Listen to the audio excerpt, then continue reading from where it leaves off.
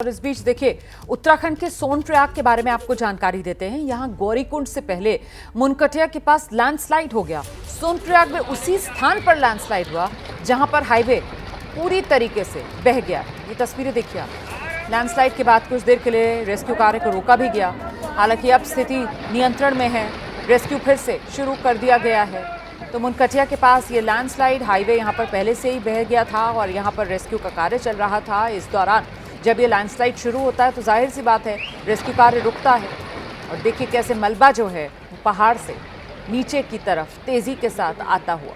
ये तो शुक्र है कि जिस समय ये मलबा नीचे आ रहा था उस समय बारिश नहीं हो रही थी, वरना ये हादसा जो है वो और भयावह हो सकता था। तो ये तस्वीरें आपके सामने हैं, आप देख रहे हैं। इन तस्वीरों में मौसम साफ नजर आ रहा है और अचानक से हाईवे जहां पहले ही रास्ता टूट चुका था वहीं पर और मलबा पहाड़ से आकर नीचे गिरा। यहीं पर रेस्क्यू का कार्य चल रहा था। आप देख सकते हैं इसमें जो रेस्क्यू में जुटे हुए कर्मचारी हैं, एसडीआरएफ के लोग हैं, वो तमाम लोग यहाँ नजर आ रहे हैं तस्वीरों में। जैसे ही ये मलबा गिरना शुरू हुआ वो सब पीछे की तरफ हटते हुए और एक बार फिर यहाँ अब हालात काबू में हैं। रेस्क्यू फिर से अब इस इलाके में शुरू हो गया है। दीपक रावत के पास चलते हैं, फिर से जानते हैं दीपक रावत से।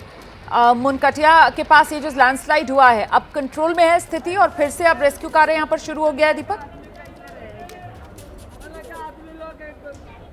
जी बिल्कुल रोमाना, जैसे मैं पहले भी बता रहा था कि सोनप्रयाग से आगे गौरीकुंड तक की सड़क जाती है। गौरीकुंड के बाद से आपको केदारनाथ पैदल मार्ग से जाना होता है। हालांकि हेलीकॉप्टर की सेवा भी है, लेकिन जो लोग बाय रोड जाते हैं, पैदल जाते हैं, उन्हें सोनप्रयाग को क्रॉस करना होता है। लेकिन यही जो जगह है ये सोनप्रयाग की ठीक बाद पड़ती है और ये पूरी की पूरी तरह से ये हाईवे जो है खत्म हो चुका है। यानी कि आप इससे आगे नहीं जा सकते, आपको पैदल वैकल्पिक रास्ते से आना होगा। ऐसे में एनडीआरएफ और एसडीआरएफ की जरूरत इसलिए पड़ रही है क्योंकि एनडीआरएफ के जो लोग हैं वो ऊपर के रास्तों से लोगों को निकालने की कोशिश कर रहे हैं, क्योंकि हेलीकॉप्टर में एक सीमित संख्या में ही लोगों को लाया जा सकता है और ज्यादा हेलीकॉप्टर अभी पहुंचे नहीं है। हालांकि अभी और दिल्ली से हेलीकॉप्टर बुलाए गए हैं, लेकिन जितनी भी संख्या में लोगों को लाने की कोशिश चल रही है और लगातार पूरी रात ये कवायद चलती रही। क्योंकि पहले दिन जब केदारनाथ में बादल फटा 2 दिन पहले, तो जो पैदल मार्ग था लिंचोली के पास वहां पर फट गया था, जो केदारनाथ से मुश्किल से 2-3 किलोमीटर की दूरी पर ही है। वहां पर भी बहुत ज्यादा लोग फंसे हुए थे जिनको लगभग नीचे लाया जा चुका है, लेकिन इससे बाहर लाने की कवायद चल रही है। बिल्कुल, देखिए और हेलीकॉप्टर्स से जो रेस्क्यू है उसमें भी तो दिक्कतें आ रही है ना, क्योंकि मौसम का मिजाज तो लगातार खराब बना हुआ है और मौसम विभाग की तरफ से जैसा कि